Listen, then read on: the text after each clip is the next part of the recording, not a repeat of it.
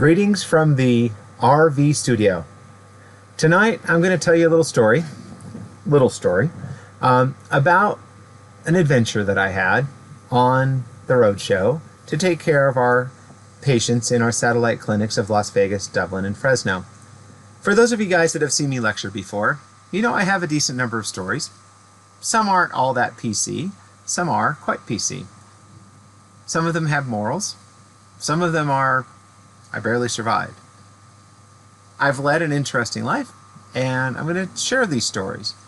And I'm going to share these stories thanks to COVID, because I've talked about it, I've thought about it for a long time, and because I have some time now, I'm going to record some of these with photos as best as I can to tell you stories. So this one, just basically because, well, it wouldn't have happened if it wasn't for COVID, and this series of podcasts wouldn't happen if it wasn't for COVID, so I thought it was a really good thing to have them together.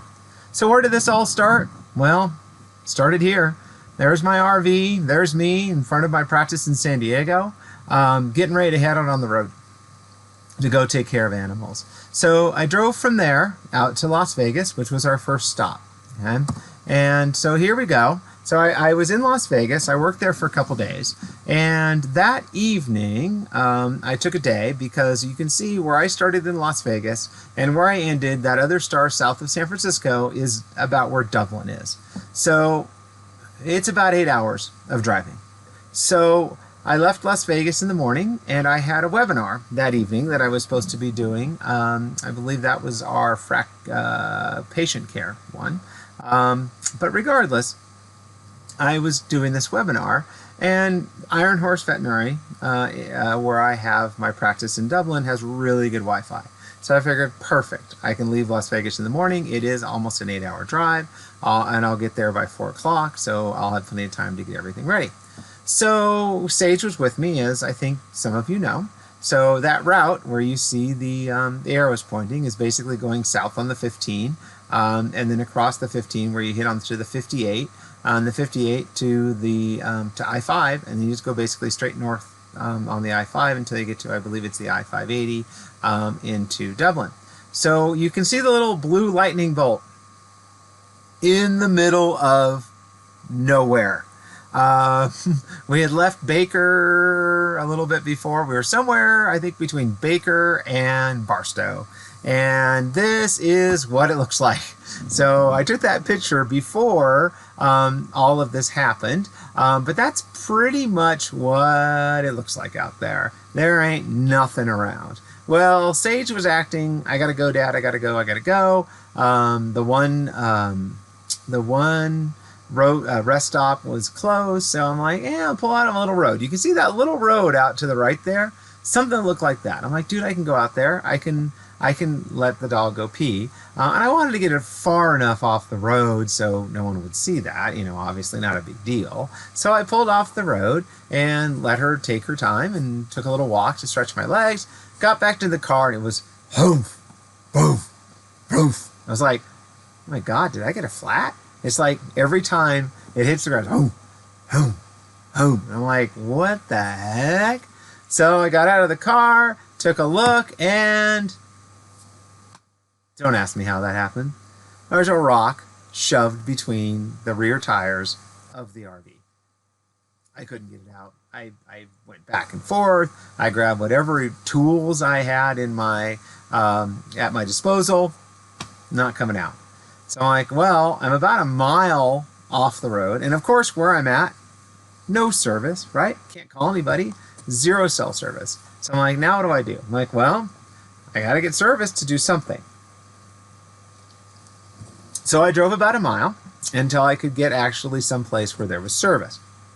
And I called the RV place, and they said, well, you went off of a major highway. We're not going to help you. Great. So I'm like, what do you mean? They're like, you're not supposed to take these things off-road. I'm like, I'm not off-road. I'm on a gravel road. They're like, that's not.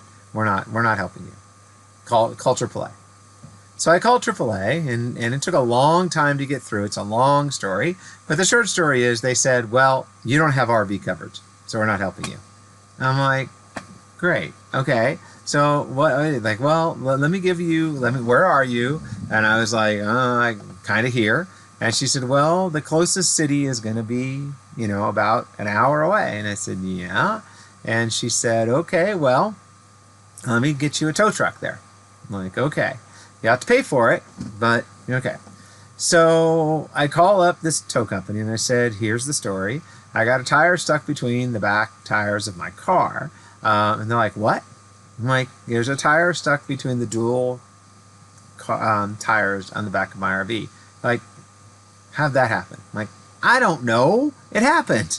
And I'm like, so what I think needs to happen is we need to jack up the car and deflate the tires, and then the rock will fall out, and then we reinflate the tires, and we're good to go. Can your tow truck do that? Do you have the ability to, inflate and deflate tires? And they're like, yeah, but let me get the tow truck driver. So the tow truck driver actually gets on the phone, and because of COVID, I don't think they're working near as hard as they used to, unfortunately, like a lot of us. So he gets on the phone, really nice guy, and he's like, yes, I can do that. But I texted him a picture, this picture that you're seeing right now. I texted him the picture, and he goes, ugh. And I said, what's wrong? And he goes, well, I'm a little worried that your tires might be damaged. What do you mean? Well, that rock, how long did you drive? I'm like, a mile or so. It might have damaged that rubbed against there. Oh. He goes, so I might drive out there, and it's going to be an hour for me to drive out there, and not be able to do anything for you because you may need new tires. I'm like, okay. He goes, well, I have a recommendation. It's all come out if you want, but I have a recommendation. I'm like, what's that? He goes, well, there's a tire company in town that deals with this kind of stuff. Not that, never heard of it. But there's a mobile tire guy, and he has the same kind of stuff on his car that I do. So if you call him, and he comes out, and he gets a rock out and determines that you need a new tire, he can just install the tires right there so you don't have to pay for the tow. I'm like, that's a brilliant idea. Thanks. So he goes, here's his number. So I call the tire company and talk to the guy, really nice guy. I love the experience with everyone was just wonderful.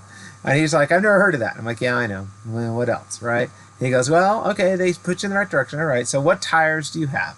And I said, I went out. I'm not a car person at all. So I went in there and looked, and I said, this is that. And he goes, yep, that's what I need. I'll throw a couple of them in the car. I'm about an hour and 15 minutes away. And I said, yeah, okay, that's fine.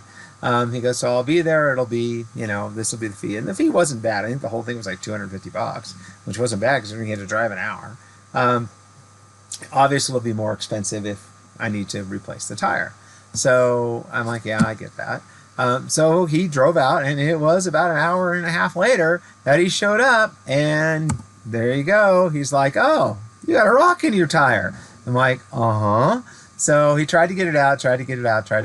Finally, he's like, you know what? I think we need to deflate the tires. I'm like, that's what I thought too.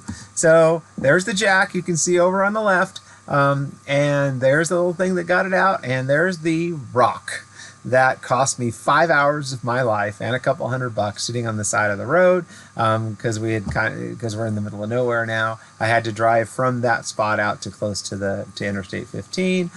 So I got the rock out. But the problem is, I lost 5 hours of my life, and I'm supposed to be in Dublin to do this webinar for everybody. So I start driving, and about I'm getting about 2 hours before showtime, and I'm like, I'm 4 hours away from Dublin. There's no way that I'm going to make this to do this webinar. So I'm like, I need Wi-Fi. Okay, so let's find Wi-Fi. Well, who has the best Wi-Fi?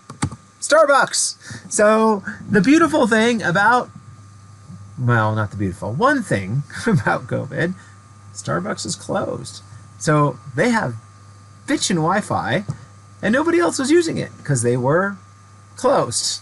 So here I am, parked right outside of Starbucks, so I can use their Wi-Fi. I owe them a latte or two. I have to do that. So there's Sage on her bed. This is my studio in the middle of nowhere. Well, it's not the middle of nowhere, it's a city.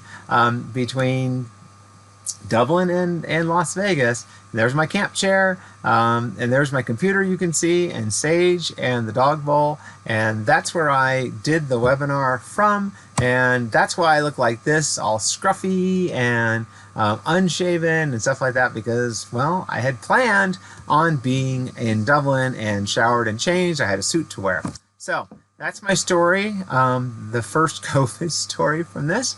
And so I will be doing quite a few more of these as it goes, but that's one of my adventures. So signing off from the RV studio.